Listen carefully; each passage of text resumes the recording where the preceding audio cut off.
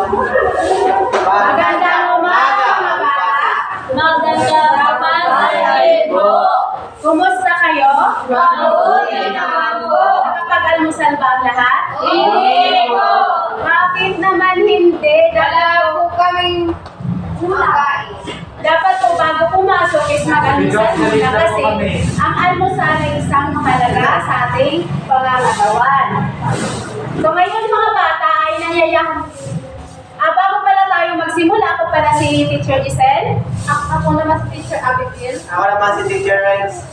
At kami ang inyong magiging guro ngayong umaga. Ngayon mga bata, inanyayahan namin kayong lahat na magsitayo para sa ating maiksing energizer. Alam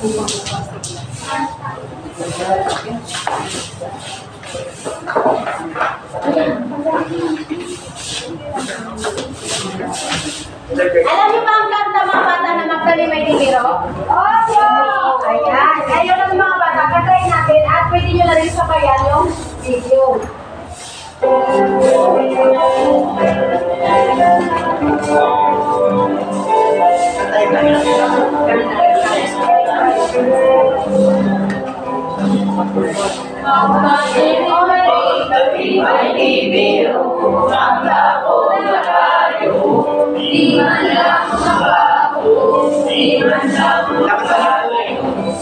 Ganda na ulangan. Pwede na. So,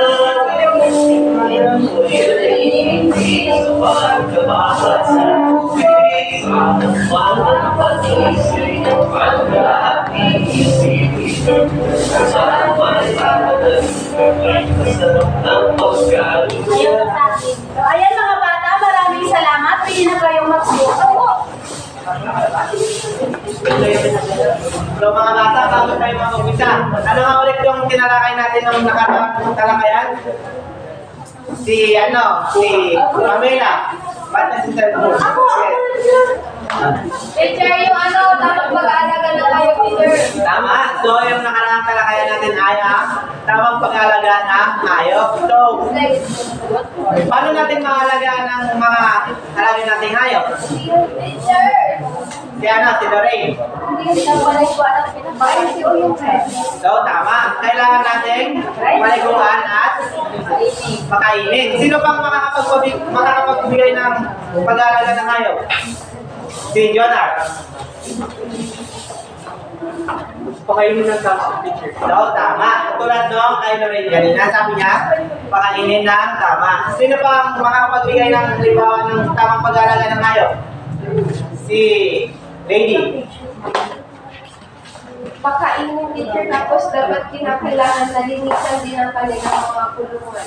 So, tama yun yung sagot na Lady. Kailangan natin linisan para maiwas yung alaga natin hayop sa pwedeng sakit, gano'n, or pwede silang mapahamak, gano'n. So, kailangan din natin ipagamot yung mga alaga nating hayop in case na nagkaroon sila ng hindi magandang karamdaman. So, sino may mga hayop dito na alaga? Ako! Ay, dami nyo pala. So, lagi nyo tandaan na kailangan natin alagaan dahil kailangan ng mga hayop ng tamang aruga. Dahil katulad natin yung mga tao, meron din silang pangangailangan. Naiintindihan ba mga bata? Oo! So, mabuti naman kung gano'n. Ngayon, nandun na kayo sa ating panibagong aralin. So, bago tayo magsimula, meron muna tayong tatlong layunin na kailangan basahin. So, basahin ko natin. Naisasagawa ang mga kasanayan at kaalaman sa pagtatanim ng halaman ornamental bilang isang pagpapakita ang gawain. Natutukoy ang kahalagahan ng halaman ornamental sa kapaligiran at kayan. Napapalalaman ang pagtatanim ng halaman ornamental sa pamamagitan ng pagsasadula. So, mabutay mga bata. So, ito ang tatlong layunin na ating matatalakay sa ating gagawing talakayan.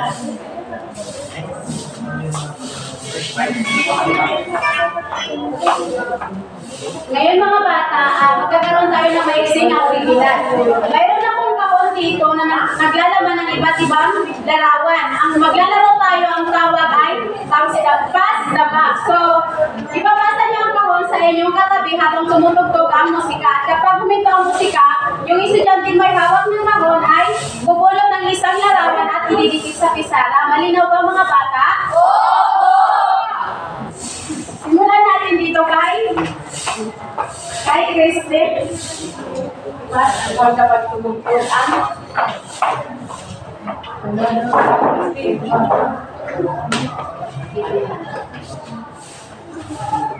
so, makinig ng mabuti mga bata.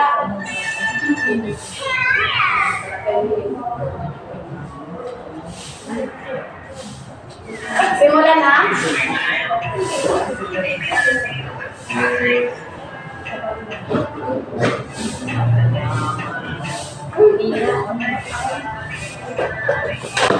Okay, tumigil na. Hindi, pagpunod ng isa at idikit sa pisara.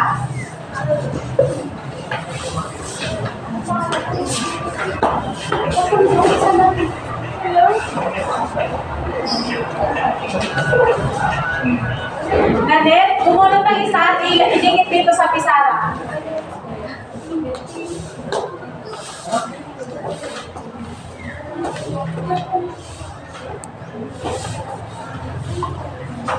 Lorraine, papunod na din ang isa.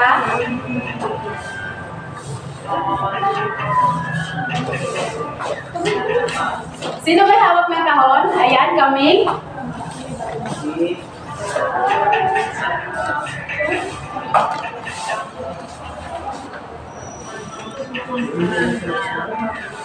April.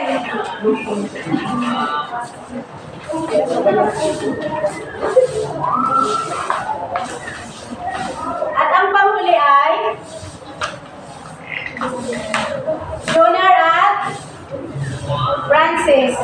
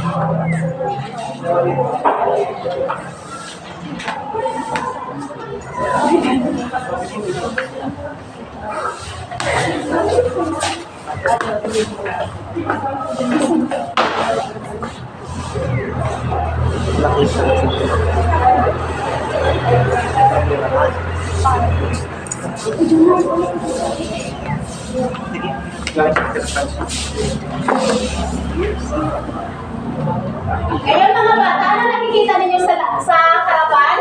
Ano inyong mga idinikit? Mga larawan.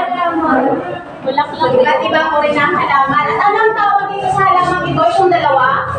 Halamang? Tama. Ito ay halamang namumulaklak. At ano naman ito nandito sa taas? Herbal. Magaling mga bata. At dito sa baba ay? Tama. At dito naman sa panghuli, ano yung nakikita? Snake plant. Tama. Snake plant ba ay namumulaklak? Namumulaklak yung snake plant. Magaling. Ayan. So ngayon mga bata ay may idea na siguro kayo kung ano magiging talakayan natin ngayong araw. Wala pa. At ngayon mga bata, ang ating tatalakayin ay tungkol sa halamang ornamental. Pagtatanim ng halamang ornamental. Ngayon mga bata, may idea ba kayo kung anong halamang ornamental? Wala po. Ngayon, ating alamin kung ano nga ba ang halamang ornamental. Pakibasa nga po lahat mga bata. Halamang ornamental. Ang halamang ornamental ay mga halamang itinatanim para sa dekorasyon o pagpapaganda ng paligid, tulad ng mga arlen, parke o loob ng bahay. Ngayon mga bata, ano nga ba mga halaman na nakikita ninyo sa parke? Yes, Camila? Teacher, may sakyan tapos may damo. Yan. Gracie? Rose tip teacher. Magaling mga bata. Ano yung nabanggit ay? Tama. Yes, Tita Angel? Palmera po. Palmera. May palmera rin ba sa parke? Meron, teacher. Tama, meron. At ngayon mga bata, ang halamang ornamental, ito ay ang mga ginagamit pang dekorasyon or pampaganda sa kapaligiran, katulad na lang din sa gilid ng mga kalsada. Naiintindihan ba mga bata? So hindi lamang ito sa hardin, sa parke o loob ng bahay, pwede din ito sa mga hotel, ganun makikita ninyo dahil ang mga halamang ornamental ay isa sa mga pang-dekorasyon o pampaganda ng kapaligiran. Alam niyo din ba mga bata na ang halamang ornamental ay mayroong tatlong uri ng pagtatanim? May idea ba kayo mga bata? Wala po.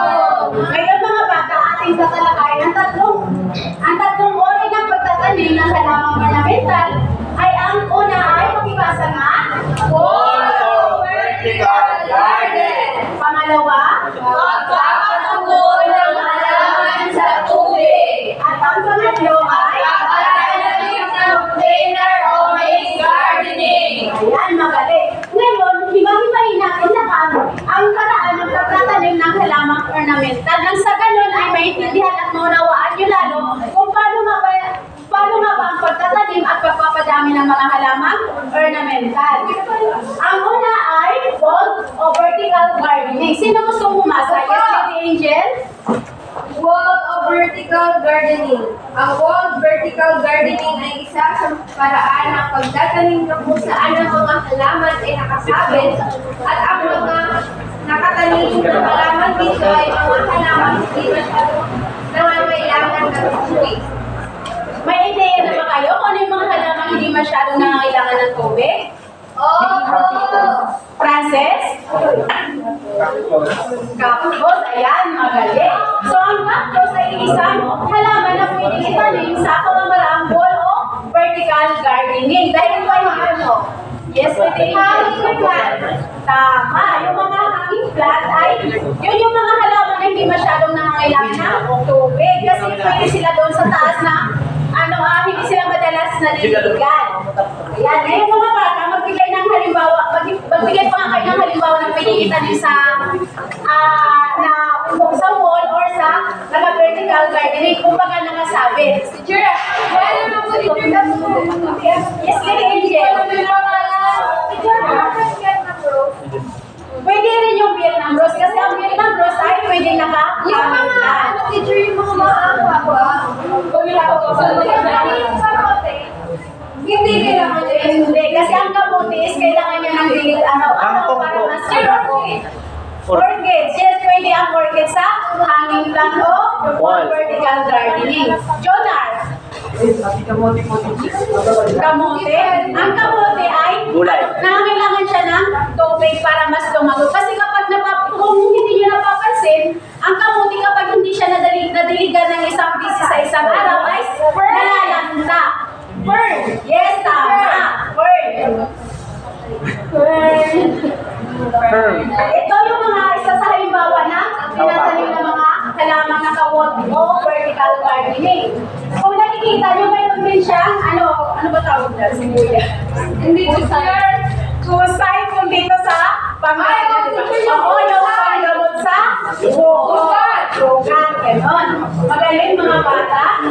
Yan mga bata, naiintindihan nyo naman kung ano yung paraan ng pagtatanim ng vertical gardening.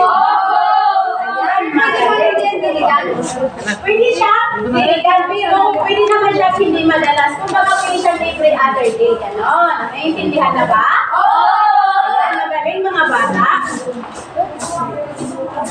Ngayon naman mga bata, ano naman ang pagtatanim ng halaman sa tubig? Teacher! Leia? Pagtatanim ng halaman sa tubig. Ang pagtatanim ng tubig ay mas matawag mahal ito isang paraan kung saan mga ang halaman sa tubig na may halong material sa halil matupa. Ang pagtatanim ng halaman sa tubig ay ang tubig. Ito ay sa halip na maghukay yung ugat ng sa lupa ay para makakuha siya ng nutrisyon. Itong pagtatanim sa tubig ay alam na nakakuha siya ng nutrition sa lupa, sa tubig siya, nakakuha ng nutrition. Pero kung dito, lalawan na ito ay pagtatanim ng halaman sa tubig. Ngayon naman mga bata, magbigay nga kayo ng halimbawa ng pagtatanim sa tubig. Ano po? Water lily. Sino pa? Teacher! Ano pa rin? Marble photos po. Galing. Ano pa? Leia? Teacher, yung anong kangkong kamote. Galing. Teacher ako din. Teacher, pwede din yung ano, yung... Ganun? Ay, yung ano, teacher, snake plant, pwede din po siya sa tubig. Galing. Sino pa?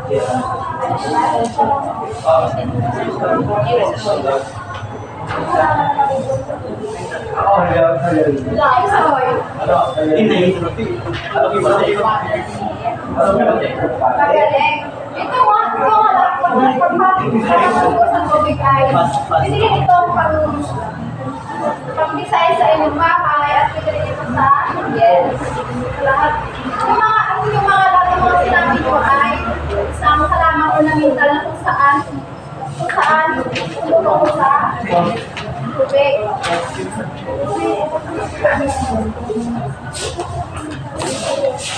Ngayon naman mga bata, inarawan na tayo sa pangatlong pamamaharaan ng pagtatanim ng halaman ornamental. So ang pangatlong paraan ay ang pagtatanim na sa pamamaraan container o mixed gardening. Mixed gardening. May idea ba kayo kung anong ibig sabihin ng pamamaraan pagtatanim sa container or mixed gardening? Wala po! So ngayon, tatalakayin natin yan. So, sino gusto magbasa? Teacher, Si Lady. container o mixed gardening. Ang container gardening ay pagtatanim sa paso o lalagyan. Ang mixed gardening naman ay paggamit ng pinaghalo-halong lupa o potting mix. So, tama. Ang container or mixed gardening ay ang pagtatanim sa pato, paglalagay sa paglalagyan. Ang mixed gardening naman ay paggamit ng pinaghalong lupa o potting mix. So, ito yung mga halaman na nakatanim sa pato ay nakatanim sa pato or container. So, pwede yung magkakaroon ng magkakasama para mas maging maganda yung bulaklak. Ganon. So, nakakita na ba kayo ng mga halamang nakatanim sa container or mixed gardening? Meron po. So, example na lang nung nasa Tara, yung ginagawa nila para maging, para ano din yung espasyo ng bahay, gano'n, yung mapaliit. Kunyari, malaki yung halaman mo, pwede mo itanim sa paso para kung mas maliit yung lupa na pag-ano ng ulit niya, hindi na siya masyado kalaki. So, halimbawa, so, Mga bugis. sino pang, makakapagbigay ng halimbawa na mixed gardening? Teacher, mas bigyan mo na. Lili?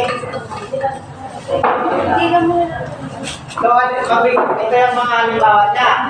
So, nakakita na ba kayo ng mga ganyang halaman mga bata? Sa bahay po. Ito yung halimbawa ng mixed gardening. So, kung saan yung mga iba't ibang bulaklak yung pinagsasama-sama sa isang paso. Kasi nakikita niyo ba mga anak? Ito yung mga nakatanim sa paso or sa pwedeng container, gano'n yung pwedeng yung paglagyan, meron ka. Katulad na kayo yung nasa larawan. So, sino makakapagbigay ng halimbawa ng ganyan? Kung mayroon kayo sa inyong tahanan, gano'n. Teacher, ano? Ibang uri ng mga daon-daon nila. Nagsama-sama po nila sa isang paso. Anong halaman? Siyempre nga. So, tama. Yun. So, halimbawa yung bugimbila ba? Yan ang may bugimbila ba kayo sa mga yun, halimbawa, di ba, meron yung, kunyari, yung isang bulaklak niya may white, tapos meron pang red, gano'n. Hindi, pilitin nyo, kasi pinaghalo ko lang. Sige, sila Ray. Ano yung idea? Yung sa bougainvillea po, teacher, kapag pinaghalo po, magkakaroon po siya ng bagong kulay. So, tama, nagkakaroon na bagong kulay ba? pag pinaghalo mo yung bougainvillea. So, naiintindihan mo yung pangalan para ng pagtatanim ng halamang ornamental mga bata? So, mabuti naman ganyan. So, naiintindihan niyo ba yung tatlong paraan ng pagtatanim ng halamang ornamental? Mabuti. Ano na ulit yung yung tatlong yun mga bata? Sa wall. So, magbigay ng isa, Nikki. Isang paraan. Sa paraan po sa tubig, teacher. So, tama. Sino bang makakapagbigay ng dalawa? Teacher, sa wall. Sige, si Camel. Pagtatanim po sa container po, saka sa wall. So, tama. Yung dalawa is pagtatanim sa mga wall, gano'n, at yung natalakay natin ng container or mixed gardening. So, mahalaga bang malaman natin ang iba't ibang paraan ng pagtatanim ng halamang ornamental mga bata? Tama. So, bakit mahalaga nating malaman? Para appropriate sila kung saan sila mas nagbubuhay. So, tama yung sagot ni Lady. So, mahalaga malaman natin kung yung mga iba't ibang paraan ng pagtatanim ng halamang ornamental para alam natin kung saan natin pwedeng ilagay yung mga halaman na gano'n. Kung kailan sila pwedeng itanim or kailan sila pwedeng mamulaklak. So, saan din sila nakakapagbigay na kung paano mapaganda yung isang lugar. So, alam niyo ba mga bata na maaaring pagkakitaan natin yung pagtatanim ng halaman? Opo! So, sino dito yung mga magulang na madaming tanim yung sa kanilang tahanan? Teacher, walang Yung Lola, opo, si Rated, gano'n. So, nakakapagbenta na ba si Lola, si Ma'am? Yes. So, halimbawa na lang yung kay Gauzy, di ba? So, Teacher, sila Jomar, teacher, marami silang malaman. Marami ka natin nangingit. ay, kung mabait yung ano nyo, pwede nyo namang hingin. So, halimbawa, so, tama yung share your blessing. Kung, ano yan, siguro, parang gusto pag ulat at pag nakalis na yung halaman, gusto pa rin yan. So, naiintindihan niyo ba yung tatlong paraan ng pagtatanim ng halaman ornamental mga bata? So, mabuti naman ko rin. Bigyan nyo lang 5 palakpak kayo sa sarili.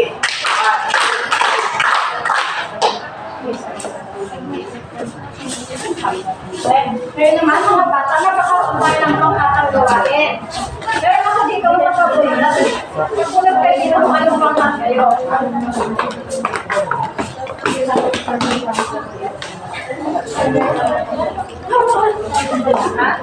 May naman papasahin ko ang mga panuto bawat aklat. Pangkat ito. Ang pangkat una.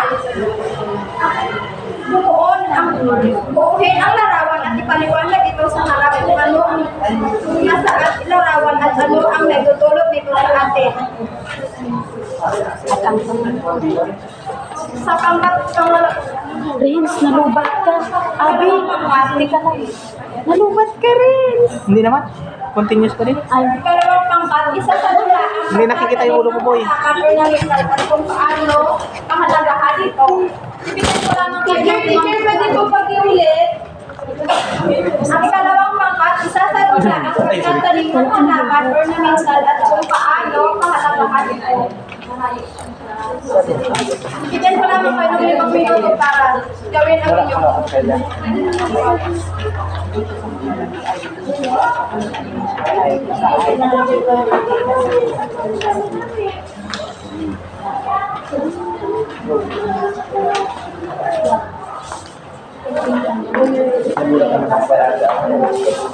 Tapos na ba mga bata? Tapos teacher!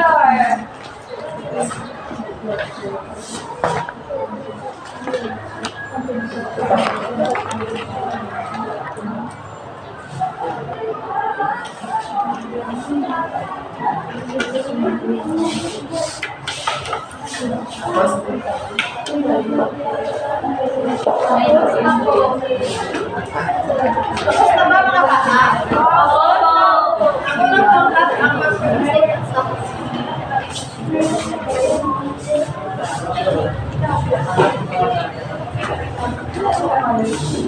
Teacher sa amin po ay ang aloe vera. Ito po yung nakikita ko lang po doon sa nanay ko dati. Ginagawa niya po itong pampakinis po ng mukha.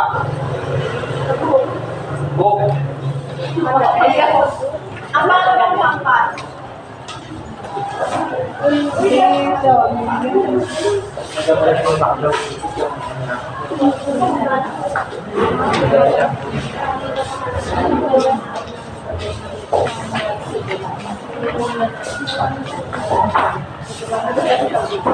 yung wala ka namin.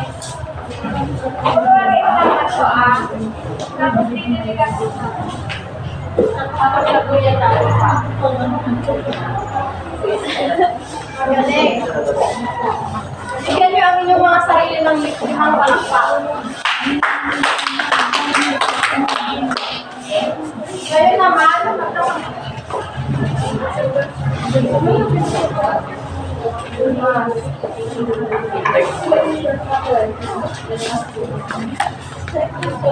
maglabas kayo ng malinis na papel at sa dito kung may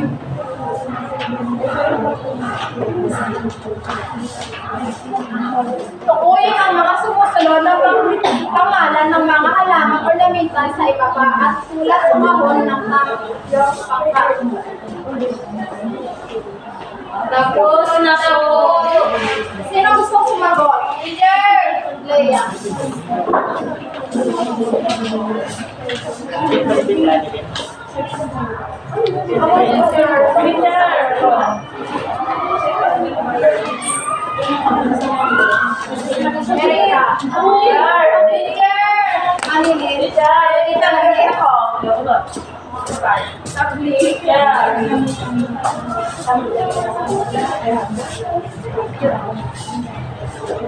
Amela.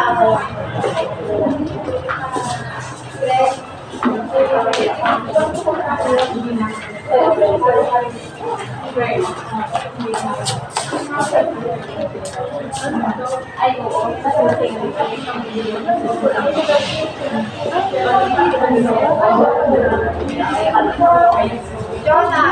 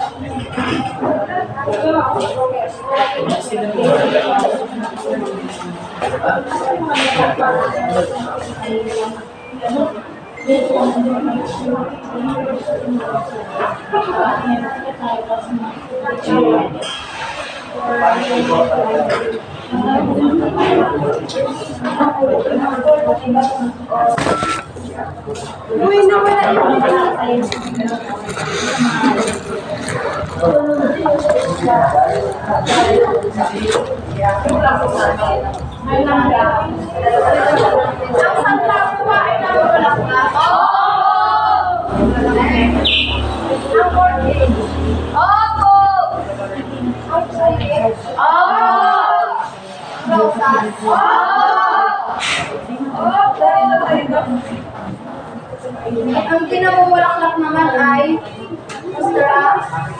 Ferno, teacher! Spider-Man. Hindi ba namumulaklak? Spider-Man? Opo! Fighting. Hindi ko. Sino maka-perfect? Teacher! Magaling. Ngayon mga bata bilang mag-aaral, mahalaga ba na malaman natin ang halamang ornamental sa pang-araw-araw nating buhay? Oo! Bakit ito mahalaga? Pamela? Teacher, para alam natin kung paano po sila alagaan tapos mapanatili yung ganda nila, teacher. Tapos mapapakinabangan. Tama. Sino pa? Sino pa makapagbigay? Bakit mahalaga ang malaman natin yung pag-aalaga ng halaman o pagtatanim ng halaman ornamental sa pang-araw-araw nating buhay? Claudine? Dahil teacher kapag hinalagaan mo tapos gumanda, pwede itong paglakitan. Tama. Yung mga halaman. Stress teacher pag pinagkagalan. Tama, Lady Angel. Very good. So, bigyan ninyo ng limang palakpakin yung mga sarili. Yan.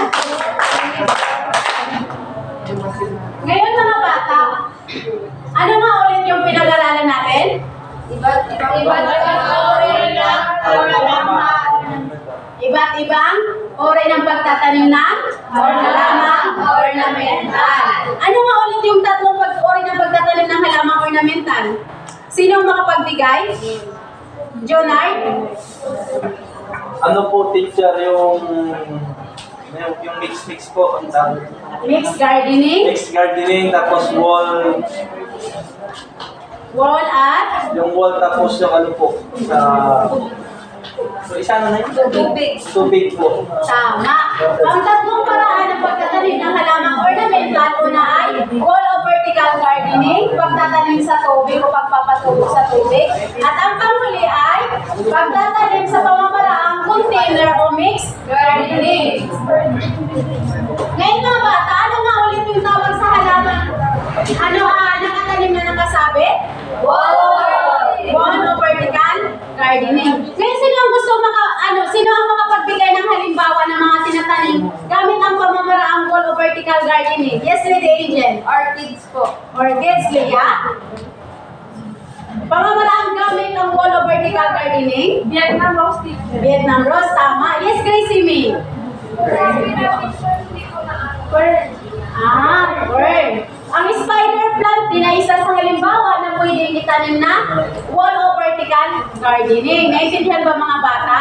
Oo! Ngayon mga bata, yung pagtatanim sa wall o vertical gardening ay pwede sa mga halamang namumulaklak o hindi namumulaklak.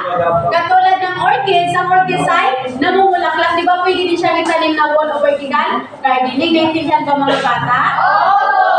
Mahalaga din ba na malaman natin kung ano yung mga pwedeng itanim sa pamamaraan ng tatlong iyon? Oo!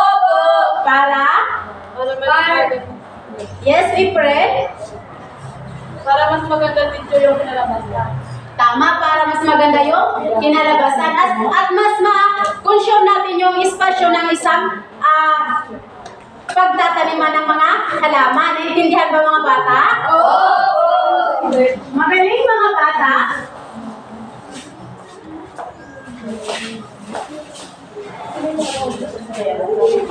Ngayon naman mga bata, para malaman natin kung talaga natuto kayo or nalaman ninyo ang mga tinalangin natin ngayon, magkakaroon tayo ng pagtataya. So maglabas kayo ng kalahating papel at sagutin natin to. So babasahin ko muna yung panuto. So kailangan nyo isulat sapat lang ang letrang D kung ito ay tama. At kung mali naman ay letrang M. So naintindihan nyo ba ang panuto mga bata? Oo! Sasagutan nyo na.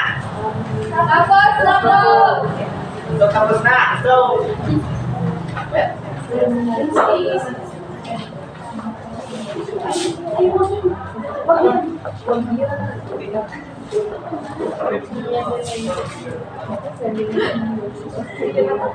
So, sinong gustong sumagot sa unang numero? Si, number 1. Tapos number 2. Number 3 si Mercedes. Number 4 si Pamela. Tapos number 5 si Ate Grace. Sige, basahin niyo na muna. Ang pagtatanim ng halaman ornamental ay salamat sa Ako na rin pala.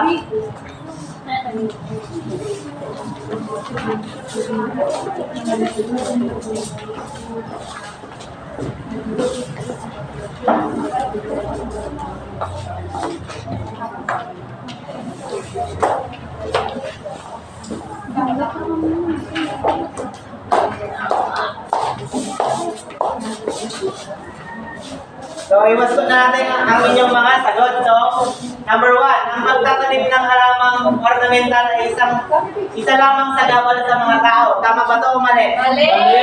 So, tama ang inyong sagot. Ito ay mali. Dahil nakakatulong, ay nakakapagpaganda ng kapaligiran ng mga halamang ornamental. So, tama. Number 2, maaaring ipagbili ang halamang ornamental na nakatanim sa lata o plastic. Tama ba ito mga bata? Oo! Oo, tama. Maaari natin itong pagkakitaan. So, pangatlo, nagbibigay kalungkutan ang halamang ornamental sa pamilya at sa pamayanan. Tama ba ito mga bata? So, tama ang inyong sagot. Ito ay mali dahil nakakapagbigay ng kasiyahan ang mga halamang ornamental. Nakakatulong din ito sa ating kalusugan. So, yung number 4, ang halamang ornamental ay isa sa sumusupo sa pollution sa kapaligiran. Tama ba ito mga bata?